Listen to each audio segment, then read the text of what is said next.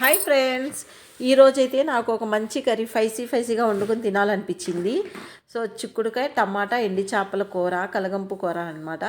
చాలా చాలా టేస్టీగా చాలా బాగుంటుంది. అదిను తుళ్ళు చేప అనమాట. అది పచ్చి తుళ్ళు చేప పులుసు వండుతారు. ఎండిదైతే ఇగురది వండుకొని ఫ్రై చేసుకోవచ్చు, చాలా బాగుంటుంది.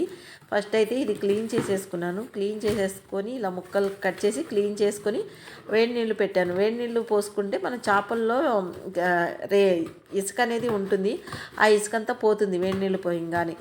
అయిన తర్వాత చిక్కుడుకాయలు కూడా పచ్చివాసన పోయేలాగా ఒక ఉడికేలాగా ఉడికిచ్చి కొంచెం 50 గ్రాముల ఆయిల్ పోసుకొని ఈ చేప ముక్కలు ఫ్రై చేసేసుకొని ఉల్లిపాయ పచ్చిమిరకాయ వేసి వేగించేసుకున్నాను. దాని తర్వాత టమోటాలు కూడా వేసి ఒక లోటు సిమ్ మీద పెట్టి కొంచెం సాల్ట్ వేసిన తర్వాత టమాటాలు అయితే మగ్గిపోయినాయి.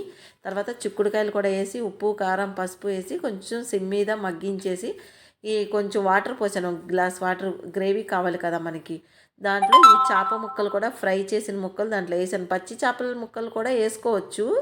నేను ఫ్రై చేశాను. ఫ్రై చేస్తే గట్టిగా ఉంటాయని, మన మామూలు చేప వేస్తే చెదిరిపోతుందని ఈసారి నేను ఇలా వండాను అనమాట. టేస్ట్ అయితే చాలా బాగుంది. కొత్తిమీర వేసేసుకొని కూర అయితే దింపేసుకున్నాను. మనకి ఈ గ్రేవీ చాలని చెప్పేసి వేడి అన్నంలో ఈ చలికాలంలో మనకి ఏదోటి ఫైసీగా తినాలనిపిస్తూ ఉంటుంది. నాకైతే చాలా చాలా ఇష్టం. ఎవరన్నా ఎండి చేపల కూర వండుతుంటే అలా వాసన పీలుస్తూ ఉంటాను. ఎందుకంటే మా ఇంట్లో ఎక్కువగా ఎండి చేపలు అయితే వండం, పిల్లలు కూడా తినరు కాబట్టి. ఇది నా ఒక్కదాని కోసం వండుకున్నాను. ఒక చేప వేసి దీంట్లో గుడ్లు కూడా వేస్తే చాలా బాగుంటుంది. కానీ గుడ్లు వేయకుండా ఇలాగా చిక్కుడుకాయ టమాటా ఎండి చేప ఇగురైతే వండాను. చాలా చాలా టేస్టీగా చాలా బాగుంది ఫ్రెండ్స్. మీరు ఒకసారి ట్రై చేయండి. అది తుళ్ళు చేప చాలా బాగుంటుంది.